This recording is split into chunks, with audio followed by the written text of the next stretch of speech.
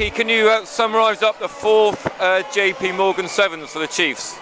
Yeah, obviously it was a bit disappointing in terms of obviously the amount of points we got on the board, and the first game against Worcester we started slowly and they were physical and they played some good sevens, so we lost the first one and then we were always sort of chasing our tail a little bit. I think obviously the Bath and the Gloucester game could have gone either way, so probably the most good thing about it is obviously we improved and we got better as we moved on, but obviously a little bit disappointing obviously where we finished up in the table. Both the Bath and the Gloucester game, we could have actually won it in the dying seconds, couldn't we? Yeah, well, obviously going into the Bath game we were leading, and it just shows in sevens 30 seconds is a long time. And obviously we were holding the lead against Bath and they came and scored in last play of the game, and that would have put us in a strong position going into Gloucester. And the same with the Gloucester game really, is to and fro in.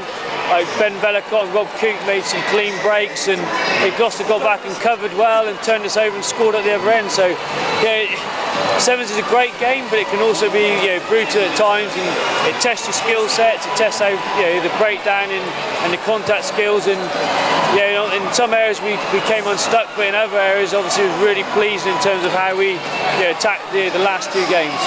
And the irony of the whole thing was that actually in the last game we could have actually got to the final. Yeah, we obviously talked about it. Yeah, if we got obviously a 4-try win against Gloucester, we could have gone through. And I think we didn't obviously talk about getting the 4-try, talk about how we were going to do that. We just talked about keep ball and moving the ball to space, and we did it. We just couldn't finish those breaks off. Yeah. And I think if we had finished them, that game could have gone either way. But full credit to Gloucester and to Bath really to come back and to win them in the deaths. 9 seconds. It's nice to see Jack Arnott back in action after being sort of injured most of last season.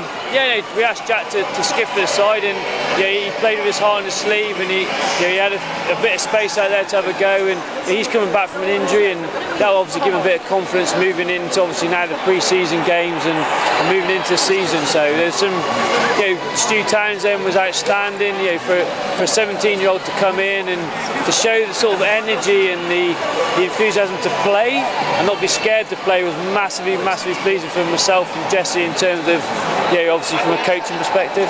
As you say though, I think we had a very, very young team, even younger than last year, a lot of new boys. What message do you think sort of this match sends to them?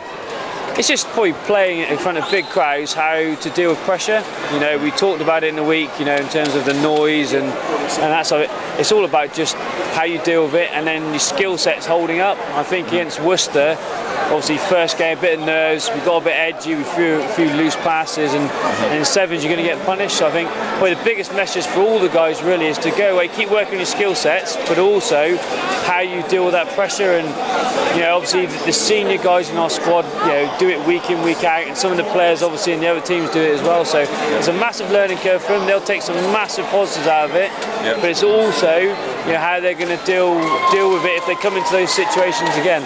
And I see Matt Jess was here speaking to the lads. Has he got a coaching role within the sevens? Yeah, obviously Matt came to me and asked, could he be involved? And I think for Matt, he's looking at obviously what he wants to move into coaching or start thinking about obviously a role in coaching, whether it be now or when he obviously finishes playing. And to have Jesse on board and the energy that he brings and the experience that he brings in sevens, in the academy structure, and also in any other areas that we can use, I think it's a massive positive. So full credit to Jesse. Our senior guys are on a reload weeks, they're resting up.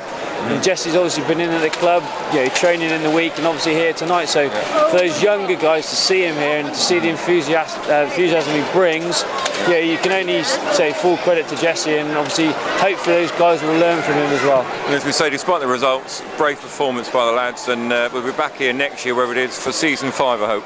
Yeah, definitely. If you look at the crowd tonight, what a competition. I think every year it's going to grow and grow.